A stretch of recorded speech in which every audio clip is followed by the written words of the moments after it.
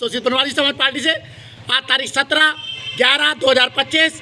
तो हम और आप जानते हैं कि सफलता के सब साथी होते हैं और असफलता में अपने ही जो है अपनों से दूर हो जाते हैं।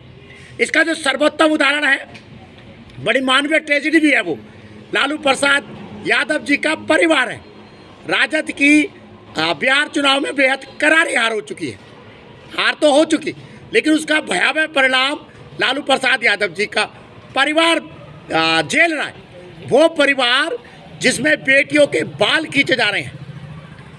जो रोहिणी आचार्य हैं, लालू प्रसाद यादव जी की बेटी, उनका आरोप है कि घर में परिवार में उनके साथ मारपीट की गई, बाल खींचे गए और आरोप लगाया गया कि उन्होंने, रोहिणी आचार्य ने करोड़ों रुपए लेके, लोकसभा का टिकट लेके अपने पिता को गंदी किडनी दी।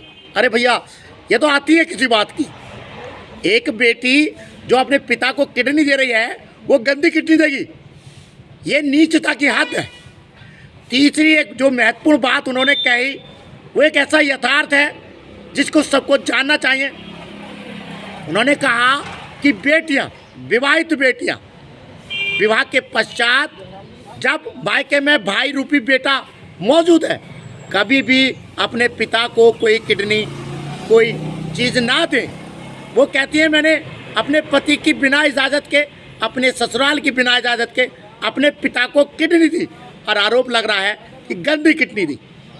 ये सब बेहद दुखद है, मानवीय ट्रेजेडी है। एक परिवार में हम ऐसी जूतम प्रचार देखते हैं, और इस सब का कारण भी हम जानते हैं। जब सफलताएं, जब आपको चीज़ें जो हैं सोने की चांदी में, सोने की थाली में सच के मिलती हैं। सत्ता तेजस्वी यादव को बिना किसी संघर्ष के मिली, बिना किसी राजनीतिक अनुभव के मिली।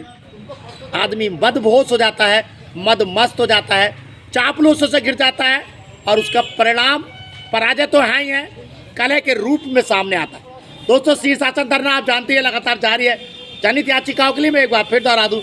जनहित याचिका स्कूली शिक्षा में जाति सूचक शब्दों पर कड़ाई से रोक, अम्बेडकर जी को आधिकारिक राष्ट्रपिता घोषित किया जाए, गौतम अदानी, मुकेश अंबानी और रतन टाटा जी को भारत रत्न दिया जाए। यूट्यूब चैनल आप जानते हैं सत्यप्रिय सक्सेना के नाम से है, लगता है बढ़ाइएगा, सब्सक्राइब कीजिएगा।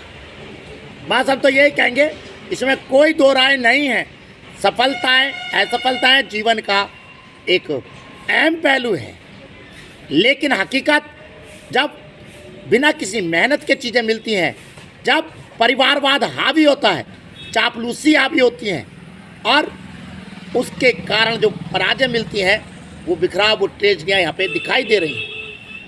और बस हाँ, सबसे महत्वपूर्ण बात जो रोहिणी आचार्य जी ने कही थी, बेटियों को एक सीमा के आगे बढ़ के मायके में हस्तक्षेप नहीं करना चाहिए, ये इससे मैं बिल्कुल सहमत हूँ।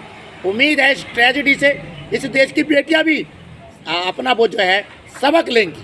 बाकी लालू प्रसाद की तो वो जाने। धन्यवाद, नमस्कार।